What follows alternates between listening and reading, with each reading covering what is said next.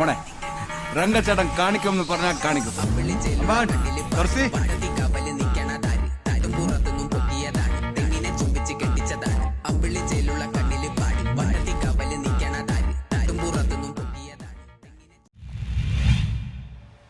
കൊല്ലത്ത് വൻലഹരിവേട്ട 48 gram MDMA പിടികൂടി.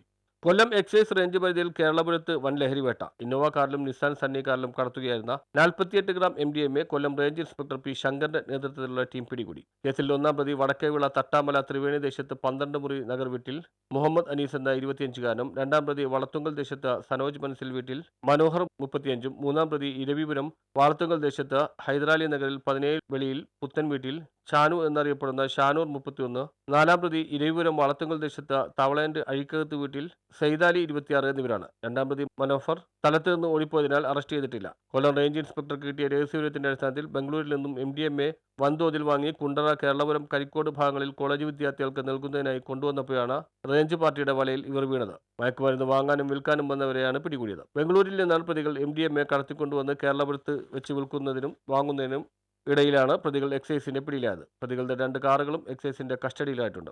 വിപണിയിൽ 2 ലക്ഷം രൂപ വില മതിക്കുന്ന MDMA ആണ് പിടിച്ചെടുത്തിട്ടുള്ളത്. ഇതിനോടനുബന്ധിച്ച് പലരും നിരീക്ഷണത്തിലാണ്. ഓടിപ്പോയ മനോഫർ അറസ്റ്റ് ചെയ്യാനുണ്ട്. ഇയാൾക്കായി അന്വേഷണം നടന്നുവരികയാണ്. ഓപ്പറേഷൻ ക്ലീൻ സ്ലൈറ്റിന്റെ ഭാഗമായി ജില്ലയിൽ എക്സൈസ് ഷാഡോ ടീം അതീവ ജാഗ്രതയിലാണ്. പാർട്ടിയിൽ എക്സൈസ് ഇൻസ്പെക്ടർ പി ശങ്കറിനെ കൂടാതെ അസിസ്റ്റന്റ് എക്സൈസ് ഇൻസ്പെക്ടർമാരായ Shahaludheen, Vinod RG, preventive officer Harishnan, Aneesh Kumar, Jyothi TR, Shefeeq, Nasar, civil excise ഓഫീസർമാരായ സാലിം, ആസിഫ്, ജിത്തു, ഗോകുൽ, ഉണ്ണികൃഷ്ണൻ, വനിതാ സിവിൽ എക്സൈസ് ഓഫീസറായ പ്രിയങ്ക എന്നിവരും ഉണ്ടായിരുന്നു. പ്രതികളിൽ നിന്ന് 14 ഗ്രാം കഞ്ചാവും പിടികൂടിയിട്ടുണ്ട്.